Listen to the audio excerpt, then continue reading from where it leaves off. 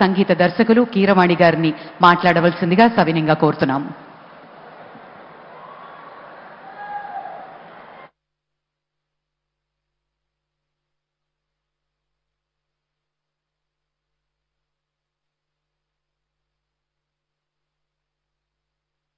నమస్కారం అండి. సభకు నమస్కారం అండి. ఒక మహోన్నత వ్యక్తి రామోజీరావు గారి సంస్కరణ సభకి నన్ను ఆహ్వానించినటువంటి గౌరవనీయులు చంద్రబాబు నాయుడు గారు, పవన్ కళ్యాణ్ గారికి నా హృదయపూర్వక కృతజ్ఞతలు తెలుపుకుంటున్నాను. నాకు సంగీత దర్శకుడిగా జన్మనిచ్చిన రామోజీరావు గారు, ఆయనతో నేను గడిపిన క్షణాలు చాలా ఎక్కువ ఉన్నాయి. అందుకు నేను చాలా అదృష్టంగా భావిస్తుంటాను. ఆ క్షణాల నుంచి నేను నేర్చుకున్న విలువైన విషయాలు ఎన్నో ఉన్నాయి. వాటిలో మచ్చుకు ఒకటి ఏంటంటే,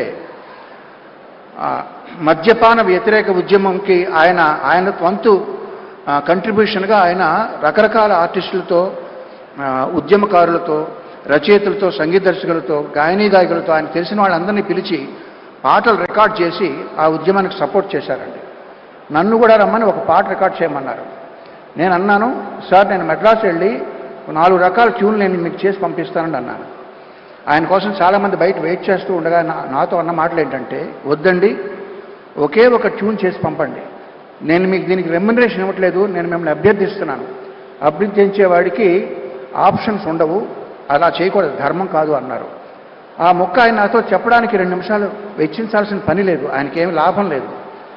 అంతటి మహోన్నత వ్యక్తి ఆయన. ఎన్నో విషయాలు నేను నేర్చుకున్నాను ఆయన దగ్గర నుంచి. ఆయన మీద బురద చల్లాలని ప్రయత్నిస్తే అది నడినెత్తి ఉన్న సూర్యుడి మీద రాయి విసరడం లాంటిది. బతికితే ఒక్కరోజైనా రామోజీరావు గారిలా బతకాలని నేను ఒక సభలో అన్నాను. ఇప్పుడు అనేది ఏంటంటే, మరణించినా ఆయనలాగే మరణించాలి.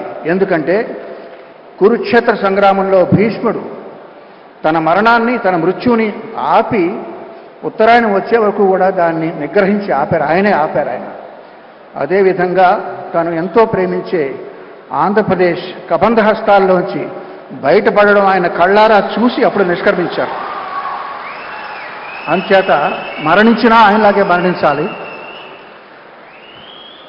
ఆయన ఫోటో మా పూజ గదిలో ఉంటుందండి. ఎందుకంటే ఆయన దేవుణ్ణి నమ్మరు. దేవుణ్ణి నమ్మని రామోజీరావు గారి ఫోటో దేవుడు ఉండాల్సిన చోట మా ఇంట్లో ఉంటుంది. ఎంతోమంది జీవితాల్లో వెలుగులు నింపిన ఆయన స్ఫూర్తి నా గుండెలో చిరకాలం ఉంటుంది, భరిచినంత వరకు. ధన్యవాదాలు.